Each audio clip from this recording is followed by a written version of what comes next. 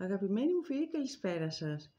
Με αφορμή την αυριανή μέρα, τη μέρα της αγάπης, που συνήθως προσπαθούμε να θερμάνουμε τη σχέση μας με τον σύντροφό μας, να ανανεώσουμε τους όρκους αγάπης κλπ. Ή να εκφράσουμε τον έρωτά μας για κάποιον που δεν τολμούσαμε ως τώρα. Αυτή τη μέρα ας κάνουμε μια νέα αρχή αγάπης, αγαπώντας πρώτα απ' όλα τον εαυτό μας. Ας πούμε για παράδειγμα στην εργασία. Ας σκεφτούμε αν φερόμαστε καλά στον εαυτό μας, αν εργαζόμαστε λαμβάνοντας υπόψη τις ανάγκες μας όπως είναι η υγεία μας, η ευεξία μας και η ψυχική μας ανάταση, ή βάζουμε σε προτεραιότητα το να είμαστε αρεστοί ή να φαινόμαστε περισσότερο εργατικοί, να καταπιέζουμε τα συναισθήματά μας για να μην χάσουμε τη δουλειά μας ή να αναγκαζόμαστε να συμβιώνουμε με ανθρώπους που διαφορετικά ούτε θα τους μιλούσαμε. Στη σχέση μας ας αναλογιστούμε αν νιώθουμε καλά ως μονάδα πρώτα, σωματικά και ψυχολογικά, ή μήπως δίνουμε προτεραιότητα στην ευχαρίστηση του άλλου, εις βάρος του δικού μας καλού. Ακόμη και στο σεξ μπορεί ο σύντροφός μας να απολαμβάνει ευχαρίστηση προκαλώντας μας πόνο ή δυσφορία και εμείς να μην τολμάμε να το παραδεχτούμε.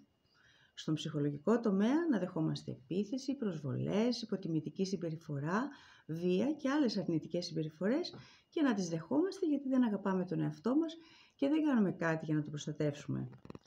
Στην οικογένεια, ας εξετάσουμε το ενδεχόμενο μήπως γινόμαστε χαλοί για όλους.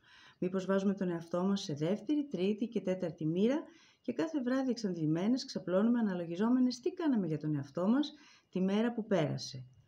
Να κοιμόμαστε με πικρία για τα πράγματα που θέλαμε και δεν προλάβαμε, τις ανάγκες που δεν καλύψαμε και σήμερα, όλα αυτά που αναβάλαμε για το Σαββατοκύριακο που πάλι θα περάσει αφήνοντας εκκρεμότητες. Γιατί δεν έχουμε βάλει όρια και δεν έχουμε αναθέσει καθήκοντα στα μέλη της οικογένειας που θεωρούν υποχρέωσή μας τη φροντίδα όλων. Στην κοινωνική μας ζωή τώρα, μήπως συνάπτουμε σχέσεις αναγκαστικές για το φόβο της μοναξιάς? Μήπως αφήνουμε τους λεγόμενους φίλους να μας εκμεταλλεύονται? Μήπως αφήνουμε τοξικούς ανθρώπους να επιδεικνύονται και να μας κάνουν να αμφιβάλλουμε για όλα όσα έχουμε και για τα οποία έπρεπε να είμαστε υπερήφανοι και ευγνώμονες? Ας κάνουμε σήμερα κιόλας μια νέα αρχή στη σχέση με τον εαυτό μας που είναι πολύτιμος όσο κανείς.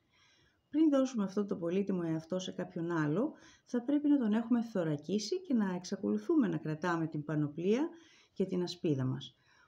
Πάντα πίστευα πως γεννιόμαστε και πεθαίνουμε μόνοι μας.